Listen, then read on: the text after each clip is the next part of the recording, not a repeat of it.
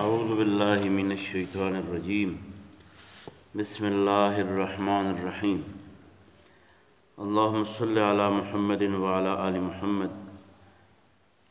كما صليت على إبراهيم وعلى آل إبراهيم إنك حميد مجيد اللهم بارك على محمد وعلى آل محمد كما باركت على إبراهيم وعلى آل إبراهيم إنك حميد مجيد أعوذ بالله من الشيطان الرجيم بسم الله الرحمن الرحيم وعن سمرة بن جندب والمغيرة بن شعبة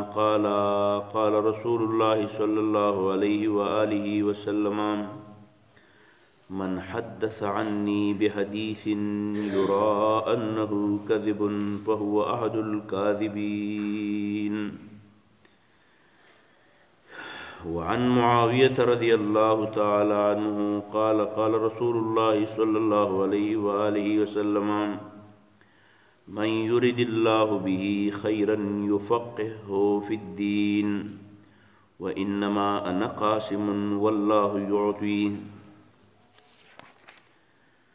وعن أبي هريرة رضي الله تعالى عنه قال رسول الله صلى الله عليه وآله وسلم الناس معادن كمعادن الذهب والفضة خيارهم في الجاهلية خيارهم في الإسلام إذا فقهوا دے درې څلور احادیث دے وخت کې مختصر احادیث ما ولوستل په دې اولنی حدیث کې یو مضمون بیان دی او هغه دا چې هغه خبره چې پیغمبر علیه السلام نه کړي مونږ دا خبره د علم کوله علم په کار دی او د علم فضیلت هم بیانو پرون نو شروع کړی و نو چې یو خبره پیغمبر کړي یا د الله تعالی په کلام قرآن عظیم الشان کې موجودي زمونږ د پاره دا د راهنمای بنیادی وسایل دي او په دغه باندې عمل کول چې دا زمونږ د پاره لازم دی او فرض دی او واجب دی دا زمونږ استاد عقیده ده خودی حضرت سمره بن جندب او مغیره بن شعبه رضی الله تعالی عنهما دا دواړه صحابه کرام دي او د دې په روایت سره چې کوم حدیث نقل شوی دی نو هغه دا دی چې پیغمبر صلی الله علیه وسلم فرمایي چې دا به معلوموي چې دا خبره د پیغمبر ده کنه ده اسنه چې خبره د پیغمبر نه یوته وي چې پیغمبر علیه السلام فرمایلی دي نو پدې کې ډېر احتیاط کوي چې اسنه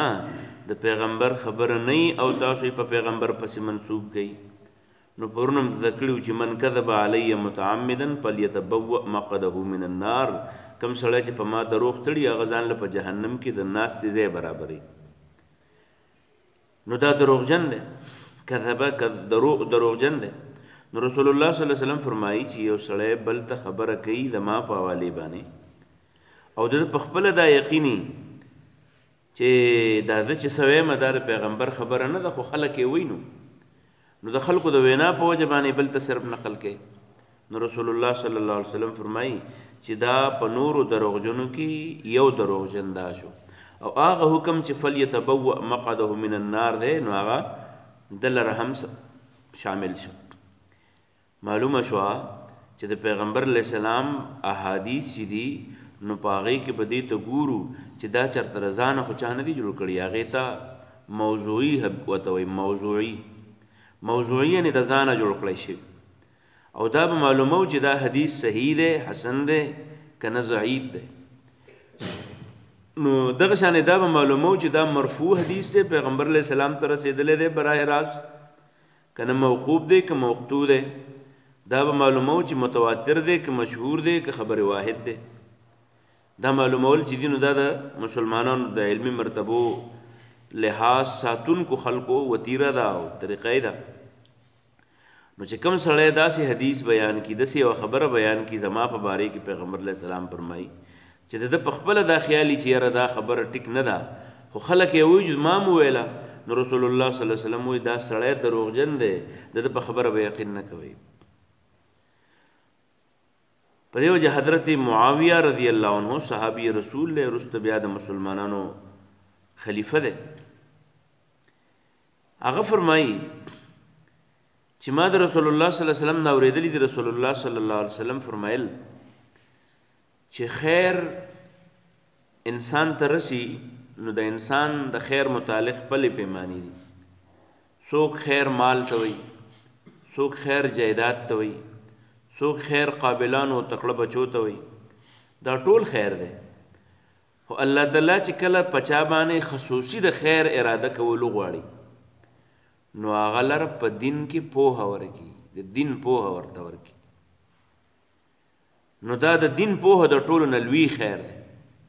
بل حدیث کې پیغمبر علیہ السلام فرمایي چې خیرکم من تعلم القرآن وعلمه پتا سو کې بهترین سړی هغه دی چې په خپل باندې قرآن زده کړي او نور ته کوي نو پیغمبر علیہ السلام فرمایل چې الله تعالی وګړي چاله خیر رسول نو یفقهه فی الدین اغلا د دین پوهه ورکی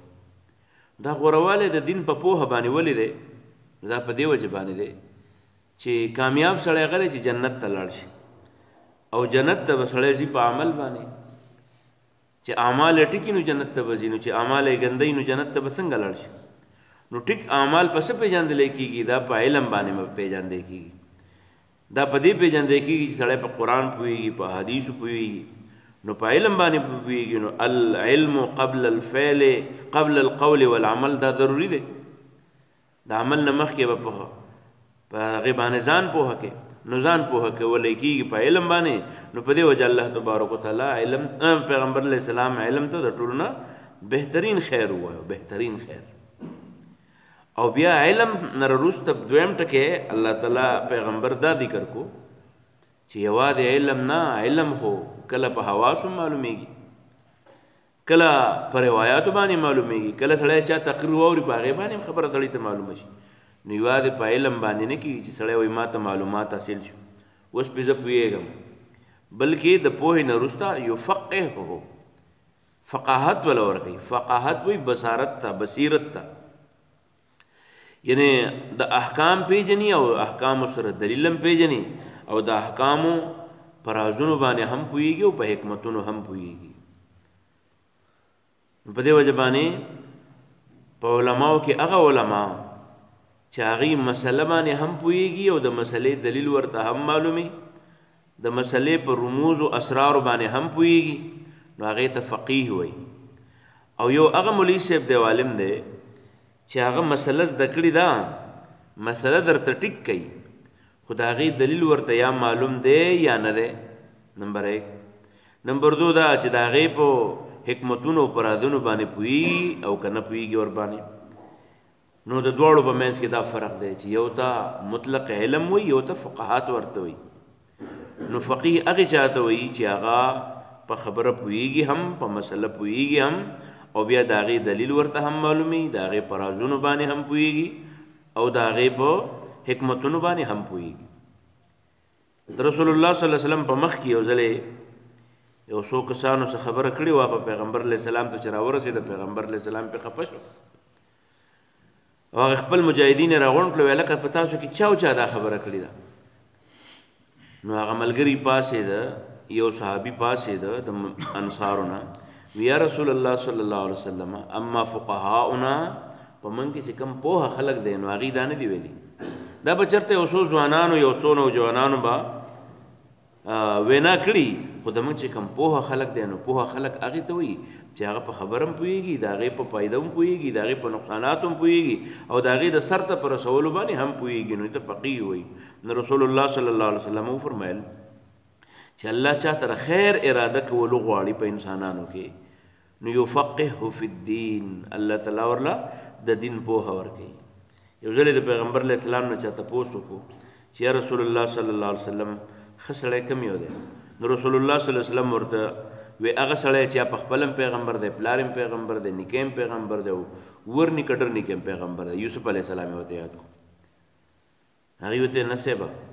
د خورت معلوم دی سړی نه یاد نو رسول الله صلی الله علیه وسلم ورته فرمایل چې بس تاسو مقصد څه دی؟ نو هغې ورته ویره جي مونږ مقصد دا دی چې زمونږ په دې عربو کې نو رسول الله صلی الله علیه وسلم ته ښه په عربو په خلکو کې یادوئ وی او دا زمونږ په دې دور کې هم خلک وي یره جي ووټ ورکوم خو چې چاله ورکوم یره جي رشته کوم خو چې چا سره وکړم یره جي دوستانه کوم خو چې چا سره ملګرتیا وکړم دوستانه چا سره وساتم نو رسول الله صلی الله علیه وسلم خپل ملګرو ته پوښتنه وکړه چې زمونږ په دې خلکو کې ښه خلک کم یو دی نو رسول الله صلی الله علیه وسلم ورته ټول خلک د دې مثال دی یو کان دی رکان د سرو زرو یا د سپینو زرو کان نو د سرو زرو او سپینو زرو کان چې نو په هغې کې دا سرم پراته وي سپین هم پراته وي خو په کان کې چې دننه یې چاته پته نه لګي په کان کې چې دننه یې چاته پته نه لګي چې کله راوالې اوبه پې واچې پاکې کې بعد سره زر سپین زر دي نو ګرمې کې ویلی یې کې بیا د هغې نه کالي جوړ کې وروسته پته لګي چې یاره دا سره دي او که سپین دي نو دا ټول پیرو کې پټ لالونه دي انسانان پیرو کې پټ لالونه دي انسانان ټول په ایرو کې پټ لالونه دي د سرو زرو د سپینو زرو قانون دي البته دومره دا چې کوم سړی په جاهلیت کې تکړه سړی ښکارېدو مټورو جرګمارو مشرو ممبرو نو په دې کې د خپل هغه په کان کې دننه دا ملغلره ده خو د دې صفا کول غواړي پالش کول غواړي په اور کې سوځول غواړي نو چې کله دا اسلام راوړي مسلمان شي نو د مسلمانۍ سره دی پاک شي چې پاک شي نو په تاسو کې چې کوم خلک په عام وختونو کې بهترین دی نو چې اسلام راوړي نو اسلام د هغې بهتري ختموي نه بلکې هغې نور ښکلا ورکوي نو خیارهم فی الجاهلیت خیارهم فی الاسلام په تاسو کې د جاهلیت د دور ښه خلک چې دي په اسلام کې ښه خلک دي خو اذا فقهو کله چې هغې په دین باندې پوه شي او په دین باندې ځان پوه کړي په دې وجه حضرت عبدالله ابن مسعود رضی الله عنه فرمایي چې رسول الله صلی الله علیه وسلم فرمایل چې د چا سره به حسد بالکل نه کوي حسد دې ته وایي چې تر چا متعلق وایي چې یاره دا پلانې سړی مالداره ولې دی دا پلانې سړی عالم ولې دی دا پلانې سړی کور ولې ښه دی دا پلانې سړی جیداد ولې دی دې ته حسد وایي حسد به چا سره نه کوي چاته به نه کړېږي حسد کړېدو ته وایي چاته به کړېږي نه ها دوو سړو ته کړېږه یو هغه سړی دی چې هغه الله تعالی مال ورکړی دی او هغه د خیر په کارونو کې لګوي ډېر مال ول الله ورکړی لګیا ډېر خو د خیر په کارونو کې لګوي دې سړي ته کړېږه او دویم هغې سړي ته کړېږه چې هغه الله تعالی علم ورکړی د قرآن او د حدیث علم یې ورکړی ځان له زده کوي هم او بیا پې عمل هم کوي او بیا چې د فیصلې وخت راشي نو فیصلې پې هم کوي خو یعلمها نورو خلکو له د هغې تعلیم هم ورکوي دې دوو کسانو ته کړېږه د دې دواړو کړېدل چې دي نو دې دواړو ته کړېدل پکار دي او بیا پیغمبر علیه السلام فرمایل چې انسان کله مړ شي نو د انسان ټول اعمال ختم شي دی بیا عمل په خپله باندې نشي کولی ها خلک ورته دعاګانې کوي بچي د هغې د طرف نه صدقات او خیراتونه کوي نو هغه ټیک ده خو په خپله باندې څه نشي کولی درې کارونه داسې دي چې هغه ختمیږي نه د مر نه وروسته هم د سړي سره وي یو هغه صدقه جاریه چې سړي په خپله باندې څه خیرات کړی او هغې څه صدقې کړي او هغه اوس هم جاري او دویم د علم خدمت یې کړی د قرآن خدمت یې کړی ځان له زده کړی نورو خلکو ته ښودلی او داسې د بچو تربیت یې کړی چې هغه بچي د مرګ نه وروسته د هغه دپاره دعاګانې غواړي دا درې څیزونه د انسان نه دي دا څلور پنځه احادیث ما دې وخت کې ولوستل دی ټولو مقصد دا دی چې علم د قرآن او د حدیث علم د قرآن او د سنت دا بنیادي هغه څیزونه دي چې انسان د ذلت د کندې نه راوچتوي او د عروج او د ترقۍ ماڼو ته خېجوي نو په دې وجه موږ او تاسو له هم پکار دي چې په خپله باندې هم دې ته نه ګوري چې عمر هم په کم عمر کې دی په هر عمر کې د قرآن او د حدیث د زده کړې او بیا په هغې باندې د عمل کولو خواري شروع کړو او د هغې سره سره په دې باندې خپل ځان پوه کړو چې ګوره کومه خبره د پیغمبر نه نو هغې له به د پیغمبر د خبرې حیثیت نه ورکوو او کومه خبره چې د عام سړي نو د عام سړي خبره چې ده نو هغه به د ځان دپاره قابل تقلید نه بلکې د الله حکم د نبي صلی الله علیه وسلم طریقه به د ځان دپاره عملي نمونه د تابعدارۍ چې دی نو هغه ګرځو دا الفاظ و مفهوم مو ووایو راځئ چې اوس الفاظ هم مو زده کړو بسم الله الرحمن الرحيم. وعن سمرة بن جندب ابن جندب د سمرة بن جندب نه روایت ده، والمغیرة ابن شعبہ د مغیرة بن شعبہ نه روایت ده. قالا دا دواړه وی چې قال رسول الله صلی الله علیه وسلم، رسول الله صلی الله علیه وسلم فرمایلی دي من حدث چا چې بیان کو عني زمانہ بحدیث یو داسې خبره یرا چې د خیال انه کذب چې دا دروغ دي، په هو نو دا سړی دا روایت کوونکی په خپل احد الکاذبین دا په دروغجنو کې یو دروغجن دی. وعن معاویه رضی الله تعالی عنه د حضرت معاویه روایت ده رضی الله عنه قال دی وی چې قال رسول الله صلی الله علیه وسلم، رسول الله صلی الله علیه وسلم فرمایلی دي من کم سړی چې یرید اوغواړي الله الله تعالی به اغتا خیرا خیر رسول یفقهه نو په اور کوي غل فی الدین د دین. و انما او بشک ز انا ذیم قاسم زګره تقسیم کوم زه د علم مسلې کوم د مر دې کار نشته چې عمل بعد خلق یره مولوی صاحب بس مسلې مسلو ته ضرورت نشته، هر سړی خپوی دی خو عمل پکار دی. نو رسول الله صلی الله علیه وسلم خلق ته وی زما کار دانه دی چې په تاسو باندې عمل کوم، عمل تاسو خپل کار دی، دا توفیق چې الله تعالی ورکوي نو دا د الله کار دی. انا قاسم زبر ډلیور کوم، زبر د الله تعالی پیغام خلق ته رسوم، انا قاسم ز تقسیمون کما والله یعطي او توفیق الله ورکوي نو چې الله تعالی ورکي اته عبرت حاصل کی او چې چاله توفیق ورنکي هغه په دغه شان شرط تیر شي. وعن ابي هريره رضي الله تعالى عنه د حضرت ابو هريره رضی الله عنه نے روایت ده قال دی وی چې قال رسول الله صلی الله علیه وسلم، رسول الله صلی الله علیه وسلم فرمایلی دي الناس خلق معادنو دا قانون دي کمعادن پشانتی د قانونو الذهب د سرو زرو والفضه او د سپینو زرو. خيارهم بهترین خلق پدوی کې فل جاهلیت د جاهلیت د دور هغه دي خيارهم چې هغه بهترین دي فل اسلام په اسلام کې، خو اذا فقهوا یا اذا فقهوا کله چې دی پوه شي. وعن عبد الله ابن مسعود رضی الله عنه د حضرت عبد الله ابن مسعود رضی الله عنه روایت دی قال دی وی چې قال رسول الله صلی الله علیه وسلم، رسول الله صلی الله علیه وسلم فرمایلی دي لا حسد حسد نه جایز الا مگر فسنتين په دوه چیزونو کې حسد جایز دی، کړهدل نه دی په کار مگر دوه چیزونو ته. رجل یو هغه سړی دی آتاه چې ورکړی یا غله الله الله تعالی مالا مال فسلته نو دې دا مال لګئی مسلط کی دلر علی هلکته په خرج کولو په حق په حق کې. ورجل او بل هغه سړی دی اتاه چې ورکړی یا غله الله الله تعالی الحکمت حکمت په هو نو دې یقضی فیصله کوي بها په دې باندې یعنی عمل بکی ويعلمها ابي نور خلق تخي. وعن ابي هريره رضی الله عنه د حضرت ابو هريره رضی الله عنه روایت دی قال دی وی چې اذا قال رسول الله صلی الله علیه وسلم، پیغمبر صلی الله علیه وسلم فرمایلی دي چې اذا مات الانسان کله چې انسان مړ شي انقطع کټ شي عنه ردنا عمله عمل ده الا من ثلاثه مگر د درې کسانو عمل نه ختميږي اشیاء اند درې شنو صدقه جاریه دروان خیرات او علم یا د علم ينتفعو چې پیدا سلیږي به دا غینا او ولد یا بچي صالح چانه کامل يدعو او دعا غواړي هغه له د دې وفات شوی سړي د پاره. الله دې عمل توفیق واخر دعوانا بالله رب العالمين. ربنا تقبل منا انك انت السميع العليم وتب علينا انك انت التواب الرحيم. ربنا اغفر لنا ولاخواننا الذين سبقونا بالايمان. ربنا لا تجعلنا فتنة للقوم الظالمين ونجنا برحمتك من القوم الكافرين